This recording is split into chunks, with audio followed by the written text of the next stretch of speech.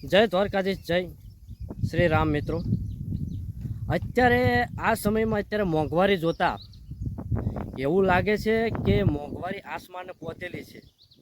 દરેક નાના વર્ગના જે લોકો છે અત્યારે એટલા બધા આ મોંઘવારીની અંદર પીડાય છે. ખેડૂતો અત્યારે વિરોધ કરે છે સરકારનો, આર્મી જે પોલીસ છે એ વિરોધ કરે છે, જે સરકારની સામેની જે પક્ષની જે સરકાર છે એ પણ વિરોધ કરે છે. તમામે તમામ ગામડામાં જિલ્લામાં જ્યાં જુઓ ત્યાં સરકારના નામના વિરોધ ચાલે છે. ગૌ પ્રેમીઓ વિરોધ કરે છે, કતલખાનાવાળા વિરોધ કરે છે, મોટા ભાગના બહુ ખેડૂતો આ સરકાર સામે વિરોધ કરે છે, મધ્યમ વર્ગના જે લોકો છે એ વિરોધ કરે છે. તો આ સરકાર છતાં પણ ચૂંટાઈને આવે છે, આ સરકાર છતાં પણ જીતીને આવે છે, તો ખબર નથી પડતી કે આટલા લોકો વિરોધ કરે છે તો આ સરકારને વોટ આપે છે કોણ? આ વોટ ક્યાંથી આવે છે? કેવી રીતે આ સરકાર બને છે અને કેવી રીતે જીતે છે?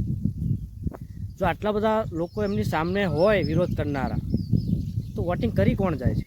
બહુ વિચારવા જેવું છે, બહુ સમજવા જેવું છે. પણ અત્યારે જોતા આ જે ગેસના બાટલાનો ભાવ તમે જુઓ આસમાને પહોંચ્યો છે. નાના વર્ગ મધ્યમ વર્ગના જે લોકો છે એ અત્યારે કઈ રીતે સિલિન્ડર ગેસ ખરીદી શકે? બીજું કે એની સામે લાકડા પણ મોંઘા થયા છે. દરેક વસ્તુમાં તમે જુઓ મોંઘવારી અત્યારે માજા મૂકી છે, કહેવાય ને એક હદ પાર થઈ ગઈ છે દરેક મોંઘવારીમાં. અત્યારે પેટ્રોલ ડીઝલનું નરેન્દ્ર મોદી સાહેબ જે વિડીયો તમે ક્લિપ બધાએ જોઈ હશે, બોલ્યા છે કે માપનું અને માપે વાપરો પેટ્રોલ ડીઝલ. એ પોતે 10-15 ગાડીઓનો કાફલો નીકળતા હતા, એક બે દિવસથી એ પોતે 2 ગાડીઓનો કાફલામાં નીકળે છે. તો એમને પણ પેટ્રોલ ડીઝલનો બચાવ કર્યો છે.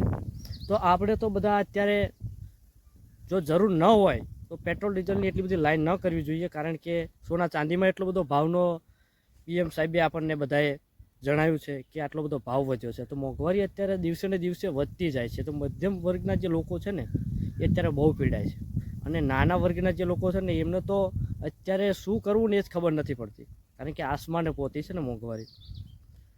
એટલે દરેક એવા લોકો સુધી આ વિડીયો પહોંચાડો કે માપે પેટ્રોલ ડીઝલ વાપરો અને માપે ખર્ચા માપે રાખો, કારણ કે આવનારા સમયમાં ભવિષ્યમાં મોંઘવારી હજુ આસમાને પહોંચવાની છે એવી વાત છે. જય શ્રી રામ.